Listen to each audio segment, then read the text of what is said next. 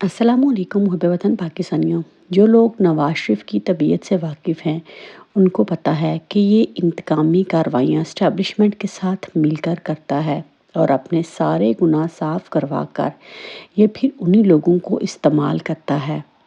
اس نے ایک retired general کو آرمی چیف کے عہدے پر لگایا۔ اس ٹائم پر سب یہی عمران خان سے کہہ رہے تھے کہ آپ ان کے خلاف کورٹ میں جائیں۔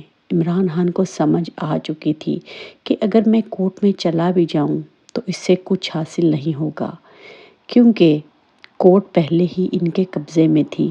اگر کورٹ اس دن رات کے 12 بجے نہ لگتی تو شاید پاکستان میں آج حالات اس طرح کے نہ ہوتے۔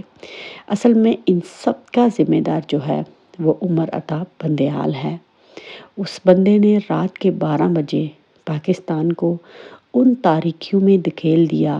آپ دیکھ لیں کہ ان 75 سالوں میں پاکستان شاید دنیا کی واحد قوم ہے جو کہ ملی نغموں پر کسی بھی فوجی کو دیکھ لیتے تھے تو لوگ سلیوٹ کرتے تھے۔ ہر ماں کا یہی خواب ہوتا تھا کہ اس کا بچہ فوج میں جائے اور شہادت کا رتبہ پائے، لیکن ایک فرد فاحد نے اس ادارے کو اس حد تک بدنام کر دیا ہے۔ اس ٹائم پر تو لوگوں کو بولنے کی اجازت نہیں ہے۔ ہم لوگ فلسطین کی بات کرتے ہیں کہ وہاں پر مظالم ہو رہے ہیں اور کرنے والے کون ہیں؟ یہودی۔ تو محب وطن پاکستانیوں، پاکستان کے حالات جو ہیں وہ اس سے بالکل بھی مختلف نہیں ہیں، لیکن آج کل خبریں جو ہیں وہ فوج کے اندر سے بھی کچھ ٹھیک نہیں آ رہی۔ فوج اور ISI میں اس ٹائم پر زمینی حالات کے مطابق جو ہے وہ حالات بہت زیادہ خراب ہو چکے ہیں اور عاصم منیر کے خلاف جو ہے وہ بغاوت کا علم بلند ہونے جا رہا ہے۔ آنے والے دنوں میں چیزیں جو ہیں وہ بہت زیادہ کلیریفائی ہو کر جو ہے وہ عوام کے سامنے آئیں گی۔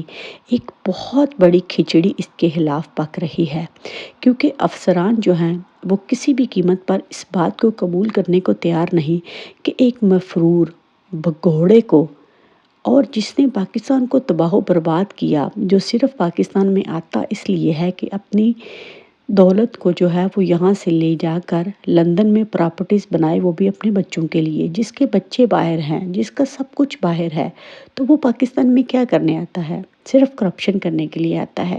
اسی لیے فوج میں افسران جو ہیں وہ اس کے خلاف مکمل طور پر ہو چکے ہیں اور لوگ یہاں پر کہنے پر مجبور ہیں کہ اس بندے نے پاکستان اور فوج کے امیج کو اس حد تک نقصان اٹھایا ہے جتنا کہ آج تک انڈیا جو ہے وہ بھی پاکستان کو نقصان نہیں پہنچا سکا۔ اور یہ سب کرنے میں جو ہے وہ DGI لیفٹیننٹ جنرل ندیم انجم ہیں۔ انہوں نے ایک میٹنگ جو ہے وہ بلائی ہے اور انہوں نے چند جنرل جو ہیں ان کو بھی بلایا تھا اور ان سے مشورہ کیا، اور ان سب کا ایک ہی مقصد ہے کہ عاصم منیر کو ہٹایا جائے۔ جنرل ندیم انجم جو ہیں وہ بھی کچھ پاکستان کے لیے اچھے تو نہیں ہیں، انہوں نے بھی کوئی اچھے کام نہیں کیے۔ آپ کو یاد ہوگا کہ عمران خان نے ان کو ایک خاص ٹائٹل دیا تھا، میں اس کا نام تو نہیں لیتی، اچھا نہیں لگتا، لیکن یہ ہے کہ ان کا مقصد جو ہے وہ صرف اور صرف اپنے اقتدار کو آگے لے کر آنا ہے۔ اگر یہ لوگ اتنے ہی محب وطن ہوتے تو اس فسطائیت کو کبھی بھی طاری نہ ہونے دیتے۔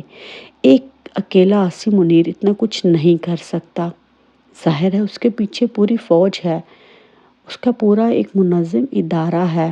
یہ تو نہیں کہ ایک بندہ اٹھ کر سارے فیصلے کر رہا ہے، سارا ٹریپ تیار ہوتا ہے۔ آپ نے دیکھا کہ جب پنجاب میں الیکشن ہوئی تو فیصل نصیر جو ہے وہ اس میں سرِ فہرست تھا۔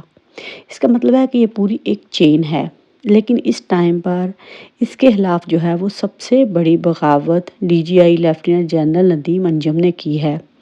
اس نے اس سلسلے میں اپنی پوری قانونی مشاورت بھی حاصل کر لی ہے کہ اگر میں ریٹائر ہو جاتا ہوں تو اس کے بعد عاصم منیر کو عہدے سے ہٹانے کے بعد مجھے کون کون سی قانونی پیچیدگیوں سے گزر کر آرمی چیف بننا پڑے گا، اور اس سلسلے میں اس کے ساتھ جو ہے وہ کافی زیادہ کور کمانڈرز بھی ہیں، انہوں نے اس کو اس کی حمایت کا یقین دلایا ہے اور کہا ہے کہ اس شخص سے ایک دفعہ جان چھڑاؤ تاکہ پاکستان کا جو رہا سہا اور فوج کا جو رہا سہا امیج ہے اس کو بحال کیا جائے، کیونکہ اس ٹائم پر ہمیں انڈیا سے کوئی بھی ڈر نہیں ہے۔ انڈیا وہ دشمن ہے جس کا ہمیں پتہ ہے کہ انڈیا ہمارا ازل سے دشمن ہے، لیکن جو کچھ اس وقت ملک میں ہو رہا ہے، آپ پی ٹی آئی والوں کو دیکھ لیں، ان کو جلسے اور جلوس کرنے کی اجازت نہیں۔ اگر کوئی بندہ پی ٹی آئی کا جھنڈا اپنے سر پہ لگا لیتا ہے تو فوراً سے پہلے پولیس وہاں پر پہنچ کر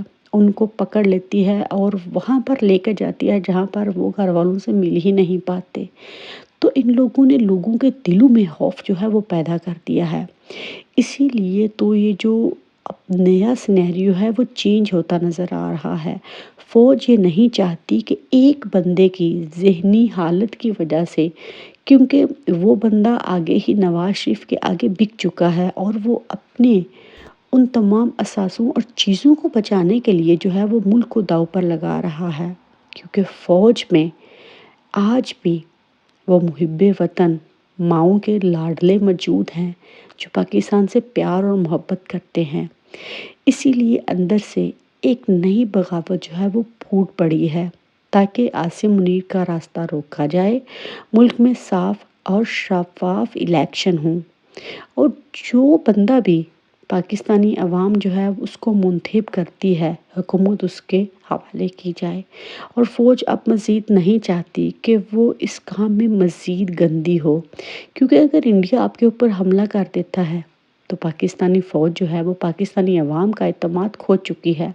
اس سے کیا ہوگا وہ مجھے آپ کو بتانے کی ضرورت نہیں ہے، کیونکہ پہلے ہی 1971 میں اگر آپ ان حالات کو دیکھیں تو جو ظلم آج پاکستان کے ساتھ اور عورتوں کے ساتھ ہو رہا ہے، وہی مظالم جو ہیں ہم لوگوں نے بنگالیوں کے ساتھ کیے تھے، انہوں نے تو اپنا الگ دیش بنا لیا اور آج ہم سے زیادہ ترقی یافتہ بن چکے ہیں۔